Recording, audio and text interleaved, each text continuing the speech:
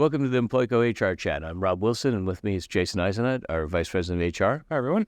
Thanks for joining us this week for the chat. So, Jason, August 1st, there's a brand new I-9 form. It tends to be every couple years. Right. So this was the year for a brand new form from regarding I-9s and immigration. Yeah, although most people probably think it's no good. I threw a party, so I geeked out and got a little excited for it. But yeah, the new Form I-9, as you mentioned, August 1st, there's a new form. Right.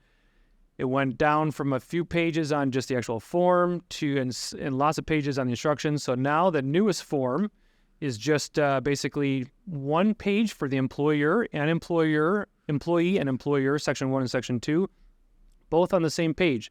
So unless someone's a rehire, a re-verification, or you have a translator preparer, you can get all of the standard new hire all on one page, which is really right. Nice. So in the past, it was a 2-page, which was the employee on one page, or at least the most recent version. Right. Because back years ago, it was 1 page, and then the government came out with the most recent form, 2 pages and 15 pages of instruction. So. And now the instructions are only 8 pages, down from 15. So clearly the printing and photocopying industry did not lobby well. Yeah. But it's a lot easier to complete. Having it all on 1 page is pretty straightforward. Yeah. And I think some of the other changes were there are some technology changes, like they made it a little bit easier, fillable PDF, and some technology where it can print easier.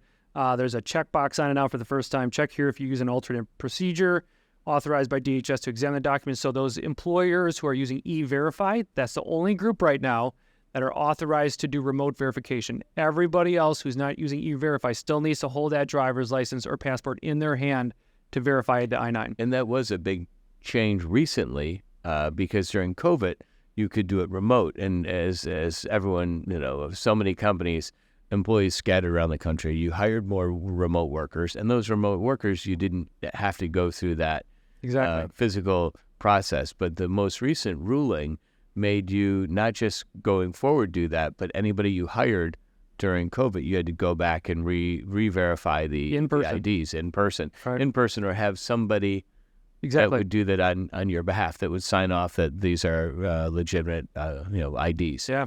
I mean, there is a proposed rule out there which they expect to kind of finish early October, where they're seeking public opinion on whether or not public comments on whether or not there should be remote verification for non-E-Verify users.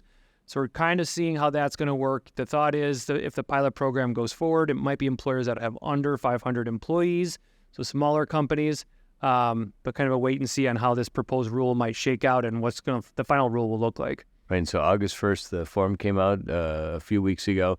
And you have to use this form mandatory by October 31st? Exactly. And so you can start using it now, but the old form no longer can be used past that point. Right. Yep. So it's super easy. Not as much to read. 15 pages was a little long for instructions. But if you have any questions on the I-9 form, feel free to reach out to us or any other HR issues. So hr@employco.com. And those go right to Jason. We'd love to help any way we can. Yeah. Good luck with the new I-9s.